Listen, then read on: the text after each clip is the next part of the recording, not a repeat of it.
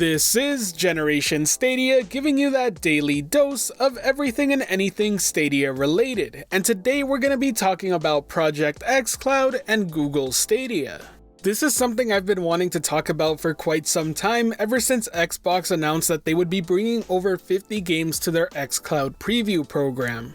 Unsurprisingly, quite a bit of the gaming community declared this being a nail in the coffin for Google Stadia.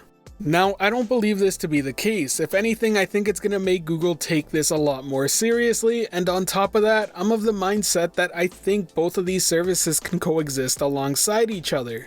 I've always felt that online gaming communities have this weird obsession with wanting to see things either fail or succeed with no middle ground in between. Don't believe me? Go to any online gaming forum and see how people talk about Xbox when compared to the PlayStation 4. Way too many people are looking at the Xbox One as if it's a complete failure when that's simply not the case. In fact, if anything, it's taught Microsoft a valuable lesson, and because of it, they're introducing many services and offers that really matter to the consumer. And while yes, you can point out the fact that the PlayStation 4 is more than likely outselling the Xbox One at a pretty significant rate, all you have to do is just take a look at the past 2 years and see which company actually worked harder to benefit its users rather than benefiting their own pockets. Think about how long it took Sony to go from "we know what's best for our users" to "crossplay is out of beta." The delay wasn't because of security reasons or because Sony actually believed they could provide a better experience without crossplay. This was purely a business decision, and everyone knows it.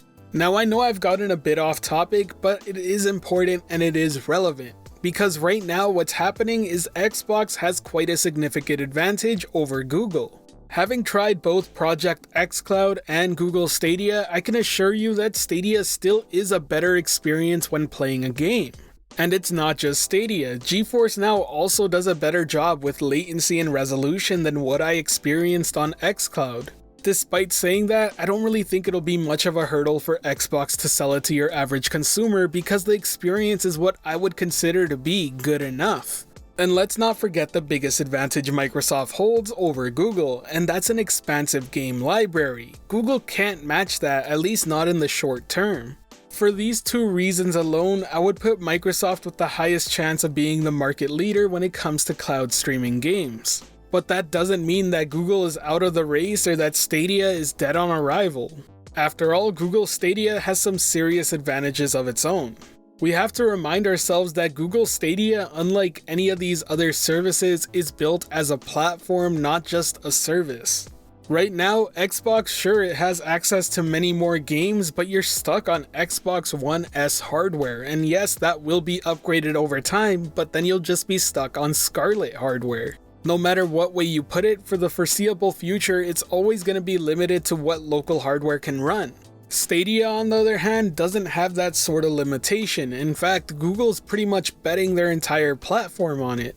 Time and time again, ever since Stadia was launched, Google has been promising us that we'll be seeing titles that just can't be done anywhere else. And I really hope Google can deliver on that, because one really solid must-play exclusive can make a platform. Xbox knows that all too well when it came to Halo Combat Evolved. Now, the second benefit Google has is Stadia Base. While right now, yes, you need to buy in to use Stadia, at some point you're not going to need to. All you're going to have to do is simply buy the game you want to play, and there you go. That sort of simplicity is something that can't be underestimated, especially when you consider how well it'll integrate into YouTube itself.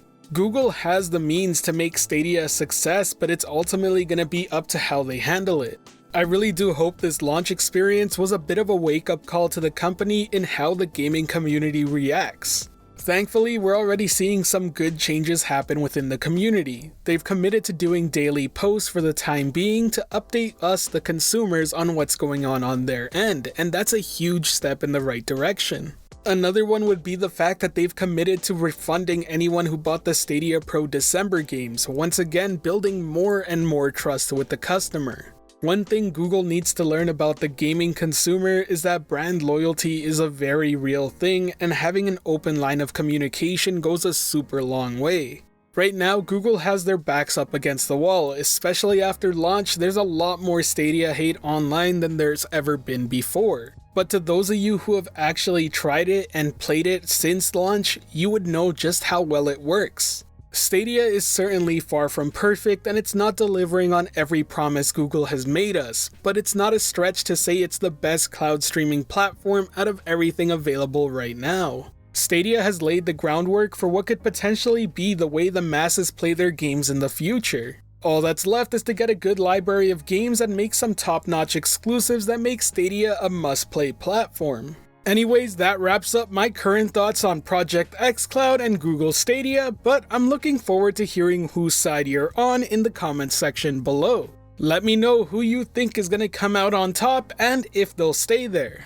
Now, if you enjoyed this video or found it helpful at all, be sure to hit that like button as it really does help the channel out, and if you're wanting more content like this, be sure to subscribe and hit that notification bell as well. As for today's end of video message, I want to know, what games have you bought for Stadia so far?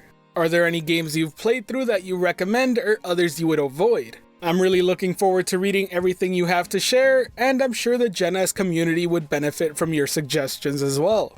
Other than that, I just want to give you a huge thank you for watching this video. Anyways, this has been Generation Stadia, giving you that daily dose of everything and anything Stadia related. The Gen S community is over 2,700 strong and growing by the day, and until next time, I'll catch you in the clouds.